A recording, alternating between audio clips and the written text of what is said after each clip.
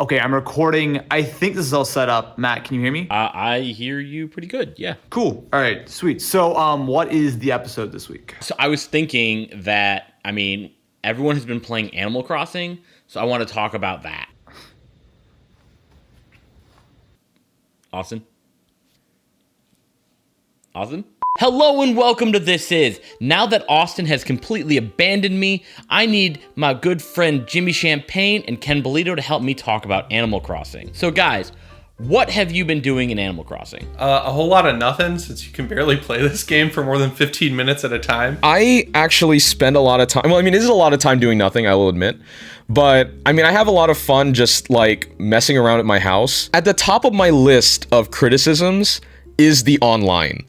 Because it's not only really cumbersome, but there's so many missed opportunities with it too. So the way that the online works in Animal Crossing is, as you can imagine, just like any other Switch game. So you have your Nintendo Switch friends, your Nintendo Online friends.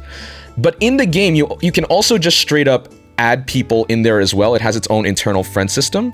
And on top of that, there are also dodo codes, which are island codes that refresh every session that you have for online, that allows people from wherever to come onto your island. It just gets annoying if every time you turn on your Switch, you have to go through this process. So, which, it's fine, but, I feel like there, whether it's a parental control thing, or, on the Switch, or whether it's in-game, that should be a toggleable option of, always leave open or, check every time. But I feel like all of this, though, is a consequence of just how poorly implemented the online is. Because, you guys have had people on your island before, you've been on other people's islands before. When you jump in, it fully interrupts the whole entire session. And when people want to leave, it also interrupts the whole entire session. For everyone. And you have to close every window in the game. Every on-screen window that's up, or if you have your in-game phone open, you need to close everything just to let that person leave. It is annoying. I know you've experienced this. I know I experienced this. If I've opened my island up on stream, suddenly 10, 15 minutes of time has gone just for everyone to come and, wait in line to get on the island. But once they're there, you can't even do anything. Any robust online in this game would have been really welcome to me, honestly. I would like to play this with my friends. I have a Discord group. We're all stuck at home, obviously. All my best friends are in the same Discord group with me, and we all have this game, but we never play it together because there's nothing to do. And I'm curious, I don't know if Nintendo's going to do DLC with this game, but I feel like if they were going to think about doing DLC or patching the online version of this game, they should start with the multiplayer. I feel like the single player is pretty much ironed out except for Bunny Day. Let's face it, you're trying to gather resources and all you're getting are these eggs, which realistically most people were able to actually finish the Bunny Day quests in a day. And I know that I'm kind of arguing against my earlier point that you can't, there's timed events or whatever, one day might not be enough, but there was too many eggs and you couldn't get the resources that you actually needed because there's too many eggs, which was really frustrating for a lot of people. Yeah, it's messed up because it's you chop a tree, right, and get the wood out of it, then all of a sudden just you get an egg instead of one extra wood that you could get. Or you fish in the ocean and you fish 20 eggs instead of 20 sea bass, which are just as worse. I've been selling them. I don't want Easter themed furniture in my little house. I have a little cellar door with blood coming out of it, so the Easter furniture might clash. So I've just been selling the eggs and I've gotten rich off of them. Also, I realized this morning that when you drop stuff off at the Nook's Cranny at night, it doesn't just give you the money in the next morning. So I went to the ATM and I had 150 grand in my ATM that I just didn't know about, so I paid off my house. The turnip trading has actually been a huge thing for me. I've had turnips available 2 weeks now, and I've missed the time to get turnips both weeks. There is a way to cheat it though, from what I understand, where you can go on Twitter and find different island codes that you can type in at the airport. Then it'll take you there and they'll say hey, my island is selling turnips, or buying turnips actually, for 500 bells. And then you fly there, sell your turnips, and then go home. So for those of you that don't know what turnips are essentially Animal Crossing's version of the stock market. So prices will fluctuate throughout the week and people will essentially try to make money back and make a huge return, hopefully, on the turnips that they bought on Sunday. For the past 2 weeks, I've been lucky enough to have people come to me and be like, hey, I know someone, or I personally have an island that has turnips selling for like 5 times what I bought them for. And the last one that I did this week was actually really interesting, because I was streaming on my Twitch channel, and one of my viewers is like, hey, I have an island that's selling for 623, which is the highest that I personally have ever seen. Yeah, that's really high. You're like the Martha Stewart of Animal Crossing, by the way. You're just like insider trading. But this dude's story was fantastic, though, because so basically what he did, he bought 1 copy of the game and Amazon delayed his shipment. So he just bought at midnight of launch a second copy just so he can play it. And then when the second copy came, instead of returning it on Amazon, he's like, hey, I'm going to time skip on my second Switch. For those of you who aren't aware what time skipping is, so what you can do is you can go into the Switch's internal clock and change the date and time.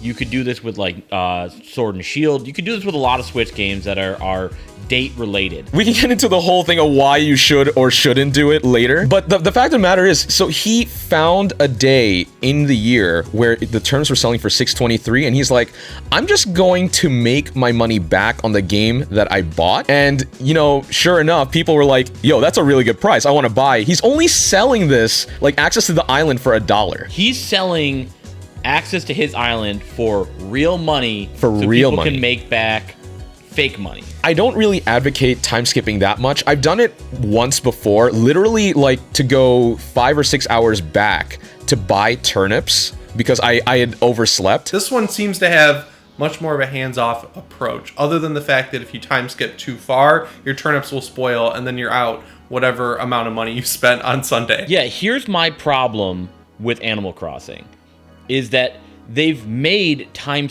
jumping almost a necessity. I don't think it's a necessity. I think people just get impatient. People have paid $60 for this game, and it's playing very similar to a mobile game where, like, you know, all right, I play Raid Shadow Legends.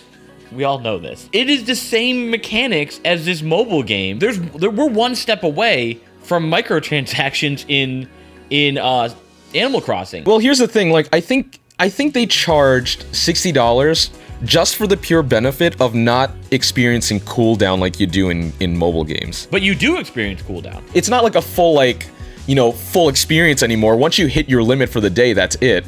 But I feel like that's more sustainable across, like, a longer time, personally. Matt, you're right, though. There already are kind of microtransactions. There was a game on 3DS called Animal Crossing Happy Home Designer, and they sold cards, like, in packs, like trading cards, essentially, that were amiibos, and they had furniture on them, and then they advanced the trading cards to also include islanders. And you can use those in this game. And on top of that, they already have the mobile game, Animal Crossing... what's it called? Pocket Camp? Pocket Camp. That game is essentially what you're talking about this game turning into. I used to play Pocket Camp all the time, and it has gotten so bad. When you compare it to that, this is much better. But I can see, like, I know exactly what you're talking about because they've already done it on the phone version. Last year we talked about Nintendo's, like, kind of mobile strategy, and everything we talked about with their mobile strategy, which was very microtransaction based, I see a lot of those elements in New Horizons. I don't necessarily agree that it's mandatory, though. Like, I mean, I totally see Nintendo wanting to make this game with the express purpose of only having you play it for like an hour or two a day. I mean, I don't know how dedicated the actual Animal Crossing community was before New Horizons. Obviously, it had a huge amount of fans. I wonder how many people actually ended up playing that game daily from between New Leaf to New Horizons. The difference between New Leaf and New Horizons is that in New Leaf, you were the mayor of an already established town. So if you wanted to do things like play at night, you had to advance far enough into the game where you could talk to Isabel and be like, hey, I want to like play this game at night. And you'd have to make a new ordinance called Night Owl, which would make stores stay open a little bit later and animals would be walking around later. So it's a little bit easier to play this game at night. If you're running out of stuff to do in the first week, you can always just just use some miles to buy a Nook ticket and then go get some fruit from another island and plant a tree with that fruit on your island, and then you'll have a money-making opportunity because other islands' fruit sells for a lot. But I feel like that first couple day grind is so hard to get past for me because it's like getting the shovel is one day, and then getting the net is another day, and getting town hall, the store. It is a sense of accomplishment. But let me ask you guys this.